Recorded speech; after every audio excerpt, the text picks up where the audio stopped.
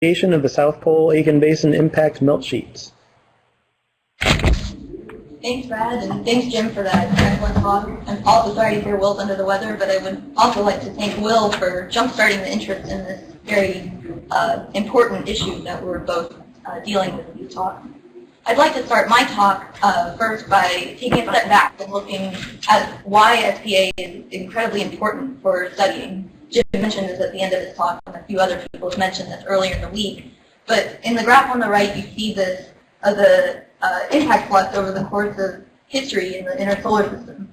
And the most recent 3.9 billion years of this impact flux is relatively well constrained from analyses of lunar samples and meteorites. But up to and including the potential peak of this lunar cataclysm event at 3.9 billion years ago. But the impact flux prior to this event is very poorly constrained. And in order to better understand this epoch of planetary accretion, we really have to pinpoint the absolute date of a very large or, well, old basin in this time frame. So where better to go than the oldest basin that we know of on the moon, with South Pole Aitken Basin. Not only is this the oldest basin, it's also the largest, with diameters of 2,000 to 2,400 kilometers, and a transient crater diameter of approximately 800 kilometers from recent hydrocode models. The interior of this basin is characterized by very unique material with enriched or enhanced thorium and iron anomalies when compared to the surrounding highland terrain.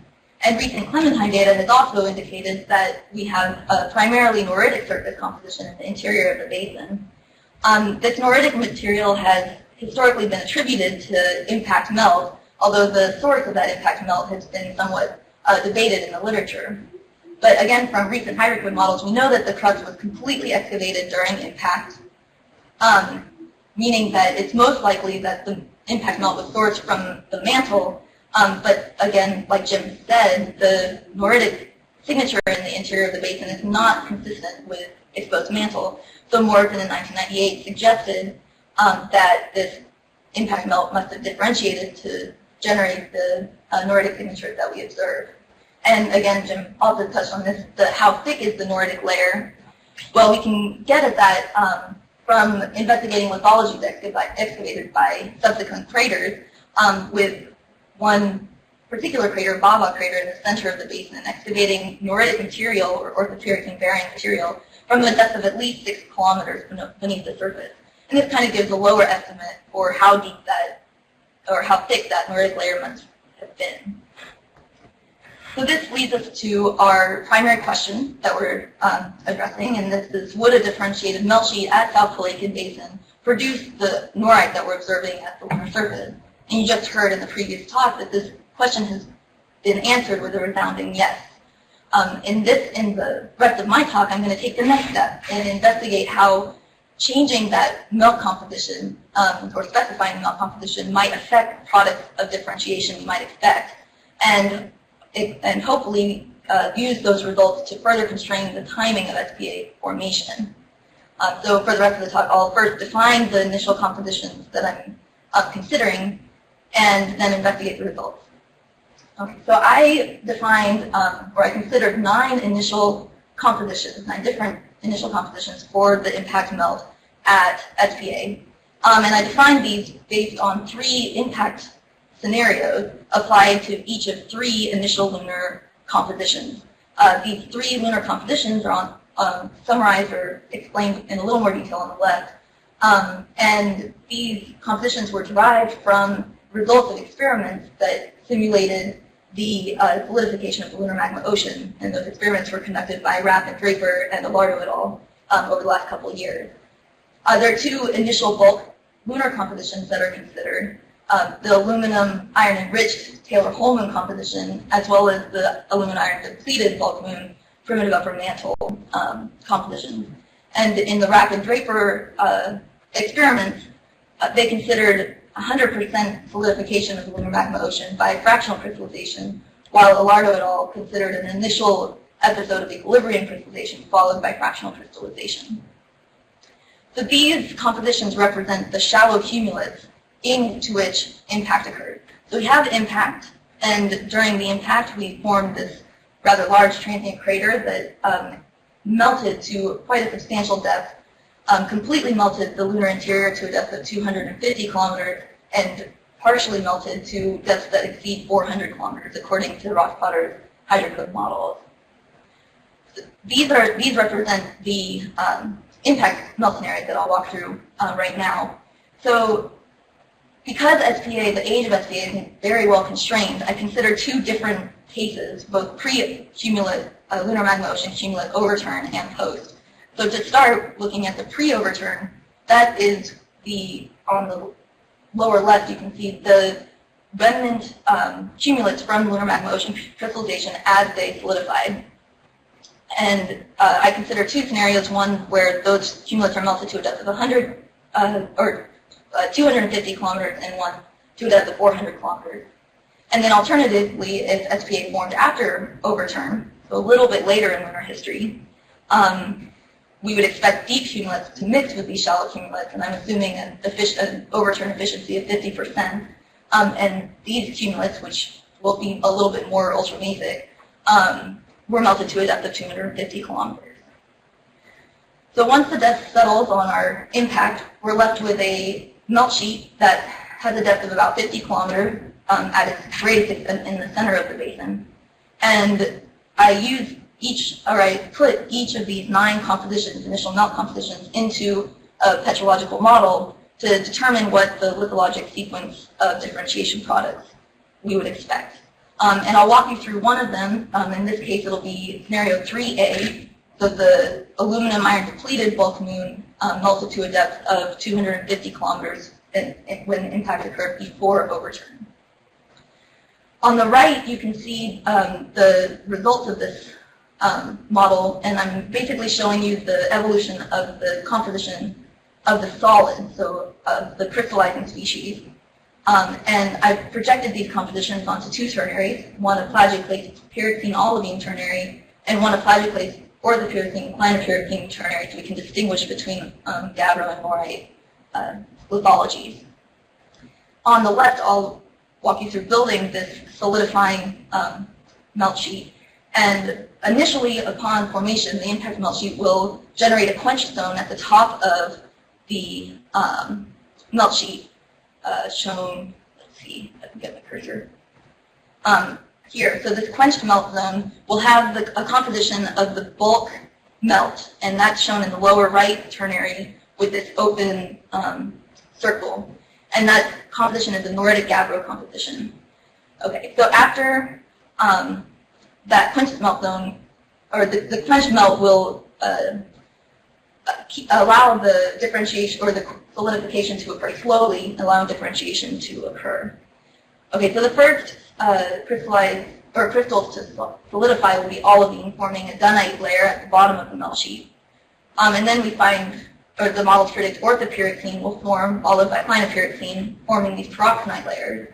At a depth of approximately 19 kilometers, we expect plagioclase to begin forming, allowing it to form a layer of noritic gabbro, followed by gabbroic norite, and then finally norite at the top of the melt sheet.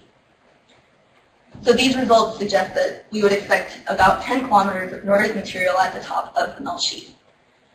The only other scenario of the 9 that I considered that produced at least 6 kilometers of norite at the top of the melt sheet was this another pre-overturn scenario where the initial bulk moon was enriched in aluminum and iron, and it was also melted to a depth of 250 kilometers.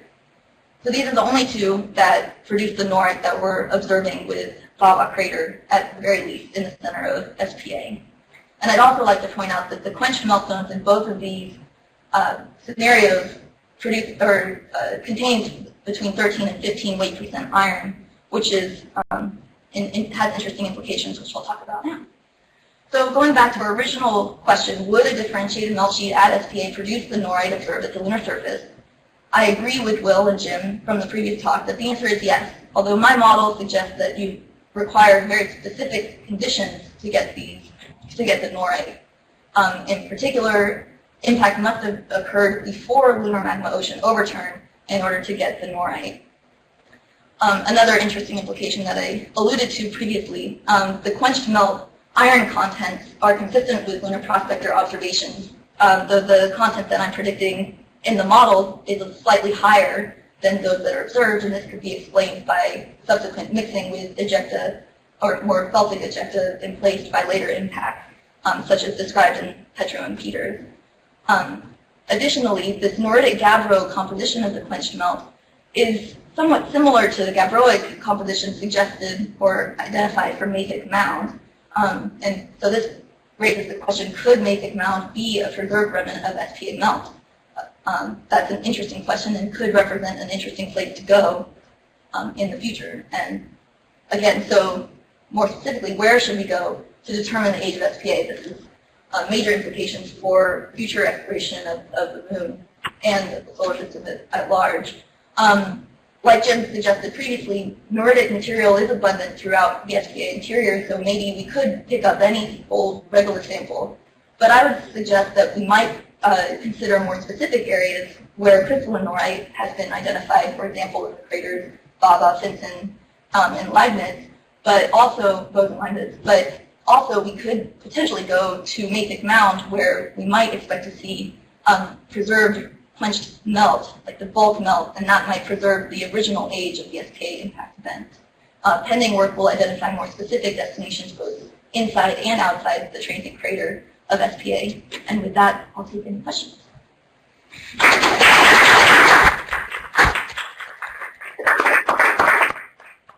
Great. Great talk. Thanks, Deborah. I was curious, I saw that you had a number in there of about 6 kilometers for the norite melt sheet and whatnot, but from what I was recalling, I think Mark Wazorek was talking about a 12 and a half kilometer or so norites in that area. Can you comment on your model and whether or not you can make up the difference in 6 to 12 and a half? Well, I would argue that the number that Jim is quoting in that paper, Mark actually, if you go back and look at how they derive the crustal thickness, they extrapolate the crust for areas of very high density material. And so, for example, under the Mare, they don't actually measure the crustal thickness directly. It's kind of an extrapolation from around the surrounding areas. And the same is true for central SPA. They say in the paper, that 2013 paper, that the actual numbers might be different by a couple kilometers, which isn't really all that much of a difference, but it could explain the difference between 10 kilometers in my preferred model versus the 12 and a half that we're seeing. But I would really be interested in more specific studies of SPA, in particular of the GRAIL data, before I quote the 12 and a half kilometers with extreme confidence. Great. Great. And so Carly Peters says, fascinating. The gabbroic component at mafic mound is seen at several craters. Wouldn't the quench melt be thinner? I don't exactly know the thickness of the quench melt. It could be on the order of tens or hundreds of kilometers, or excuse me, well, hundreds of meters, excuse me. But there's definitely evidence of basaltic eruptions in other places within SPA. So there are gabbroic materials that are being brought to the surface by other mechanisms. But mafic mound is kind of out on its own in plains. It's not really associated with a crater or with a lava flow. So that's one of the reasons why mafic mound might be a different beast, so to speak. But there are certainly other gabbroic materials in the basin that might have a different source. Okay. And Clive Neal asked, do you have any idea of how much melt got thrown out of SPA? Wouldn't this lead to thinner melt sheet? The estimate of the melt volume that stays in the sheet actually does take into account some of the melt that would indeed be expected to be excavated from the crater. So that's definitely taken into account. And one of the reasons why there's the potential for finding SPA melt outside of the transient crater, of course, because it got excavated during the impact event. All right. Fantastic. Thanks